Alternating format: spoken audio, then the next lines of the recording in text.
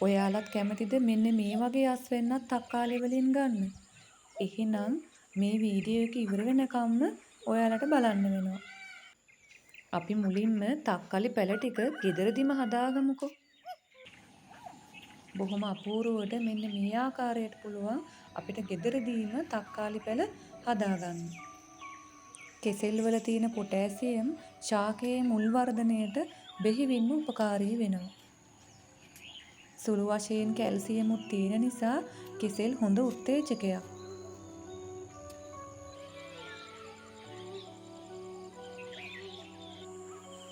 සති දෙකක් විතර යනකොට මෙන්න මේ වගේ පැල ටිකක් අපිට ලබා ගන්න පුළුවන්.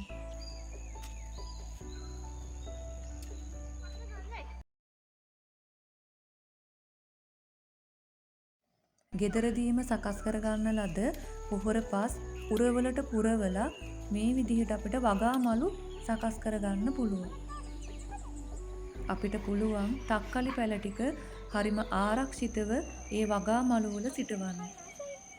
පැලවල පෝෂණය සහ ආරක්ෂාව සඳහා ඒක හොඳම උපක්‍රමයක්.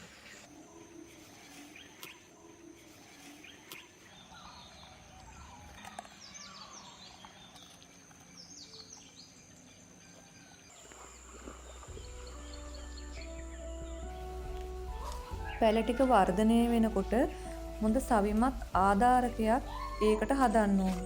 ඉතින් මේ ලෑස්ති වෙන්නේ එම ආධාරක ටික හරියටම හදාගන්න විදිහ පෙන්වන්න. අපි කොච්චර හොඳින් පැල ටික හදාගත්තත් මෙන්න මේ වර්ධන අවධියේදී තමයි අපේ අතින් ගස් ටික නාස්ති වෙලා යන්නේ. මොකද හරියාකාරව ආධාරකයක් නොමැතිකම නිසා. ඉතින් හරිම නිවැරදි ක්‍රමයට ආධාරකය හදාගන්න විදිහ අපි බලමු. ඒ නිවැරදි ක්‍රමය මගින් අපිට පුළුවන් හොඳ අස්වැන්නක් මේ තක්කලි ගස් ටිකෙන් ලබා ගන්න.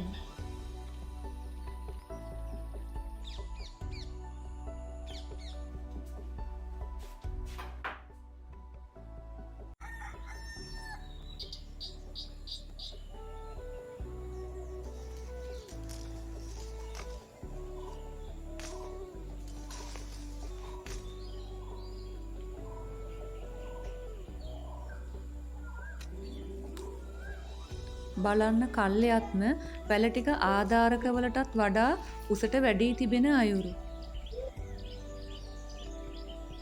අපි මේ සකස් කරගත්තු ආධාරකයේ විදිය අනුව අපිට පුළුවන් ගහේ අතු බෙදී යන විට ඒ ආධාරකයටම තියලා මේ විදිහට සම්බන්ධ කරන්න.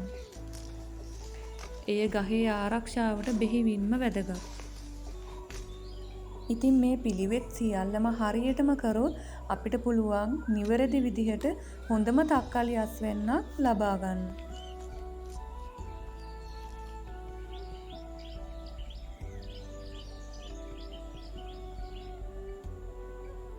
මේ වගාමලු සකස් කරගත්තු ක්‍රමය අනුව අපිට ගහට අවශ්‍ය කරන පෝෂණය ලබා දීමත් හරිම ලේසි.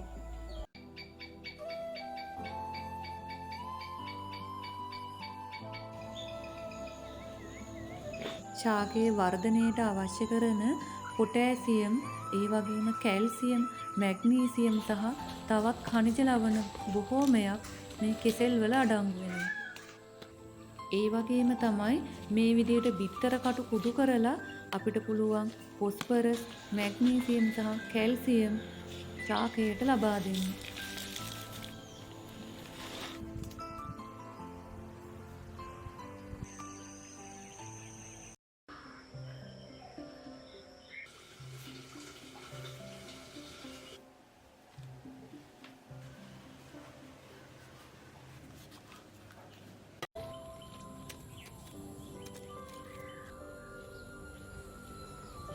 මාස 2කමාරක් විතර යනකොට අපිට දකින්න පුළුවන් හරිම සාරවත් අස්වැන්න.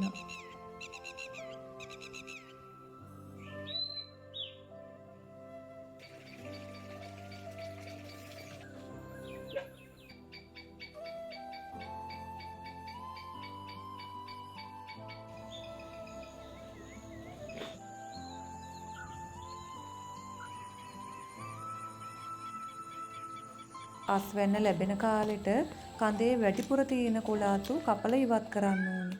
එතකොට ගහේ මුලට වගේම අස්වැන්නටත් හොඳට ඉර එළිය ලැබෙනවා. ගහේ කඳට වගේම මුලට හොඳ වාතාශ්‍රයක් වගේම හිරු එළිය ලැබීමෙන් ගහේ කඳ කුණු වීම, අතු කුණු වීම වගේ දේවල් වළක්ව ගන්න පුළුවන්. ඉතින් ඔයාලා වගේම මමත් ගෙවතු වගාවට හරිම ආස කෙනෙක්.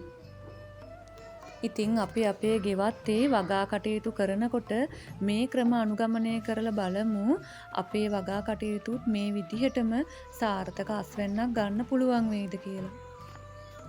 මේ වගේ අස්වැන්නක් නෙලන්න කවුද ආස නැත්තේ නේද? මම අරගෙන එන මේ වගේ වීඩියෝස් හැමදාම බලන්න මගේ channel එක subscribe කරලා තියාගන්න.